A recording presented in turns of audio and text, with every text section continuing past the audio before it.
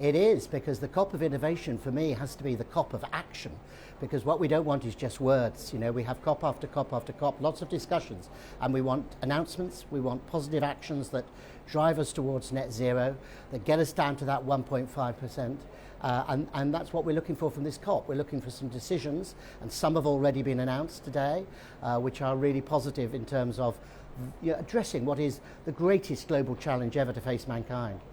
كممثل عن القطاع البنكي في بريطانيا، ما الذي تريدونه من مؤتمر الأطراف كوب 28 اليوم والعكس صحيح؟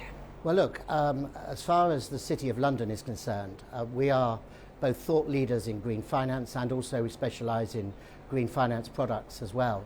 Now, the bill for actually getting to net zero is £125 trillion, $125 trillion, I should say, to be precise. And it's expected that 70% of that needs to come from private finance. So what we need are how we can transfer that wealth, that private finance, from the global north to the global south, where it's most needed. And what we want to do is we hope that COP will come forward with those ideas, with those actions that will assist us. One of the things we do in the City of London is that we provide our expertise and our private financing across the globe to sustainable projects. And I've recently, I'm signing a deal with the Indian government to support their sustainable infrastructure program, which is huge for their country. دعني أتحدث قليلا الآن على علاقات بين المملكة المتحدة وبين منطقة الخليج. كان هناك تطور واضح في هذه العلاقات وهناك مفاوضات على اتفاقية تجارة حرة. أين تقف هذه الاتفاقية اليوم وكيف تصف هذه العلاقات؟ Well, look, I'm not on the negotiating team for the United Kingdom, but I think the free trade agreement is incredibly important. My understanding is that it's making good progress, and I think it will be beneficial for both our countries, the UAE and for the United Kingdom. The relationship now is better than it's ever been, I think, between the UK and the UAE. And I think we have the ability to share expertise with the UAE, particularly on the financing. This is Finance Day at COP. We've heard announcements today about the tripling of renewables, which is really good news. We've heard further announcements that 50 oil and gas companies have committed themselves to reducing their carbon.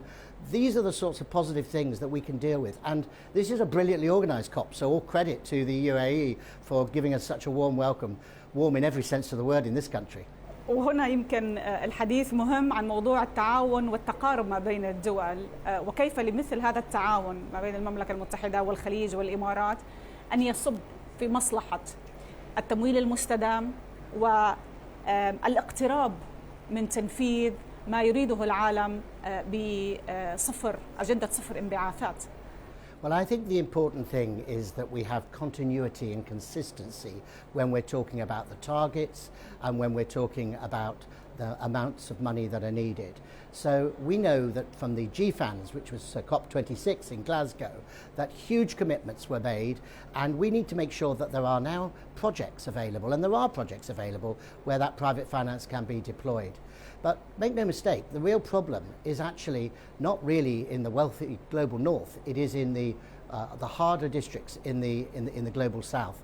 And if we don't get those flows of capital actually going to those countries where, you know, there are the floods, where there are the fires, where there are the extreme weather conditions, we really can't make progress.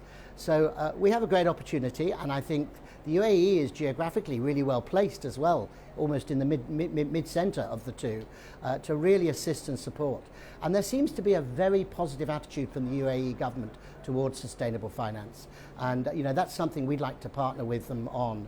So the City of London, which you know is a global financial centre, I like to say the global financial centre of the world, has lots of expertise, lots of resource, lots of finance. Let's make sure we can put it into action. والملفت جدا بأنه لندن لديها استراتيجية لخفض الانبعاثات وصولا إلى تصفيرها.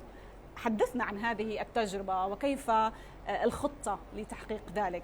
Yeah, so this is we're the only independent authority in the United Kingdom to have a fully financed climate action programme and strategy for the City of London Corporation.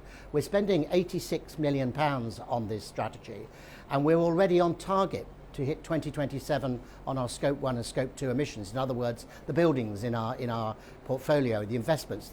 We are the biggest freeholders in the City of London. We are one of the biggest freeholders in the West End of London, and we will achieve that by 2027. And we are publishing our progress and data online to meet that target. But of course, the wider challenge is how do we get all the businesses, large and small, in our square mile, quite a condensed little area of London. How do we get them to net zero? And we're working with them, we're giving them support, we're giving them advice, and we believe we can beat the 2050 government target to 2040 in the City of London. And I and my team are absolutely committed to delivering that.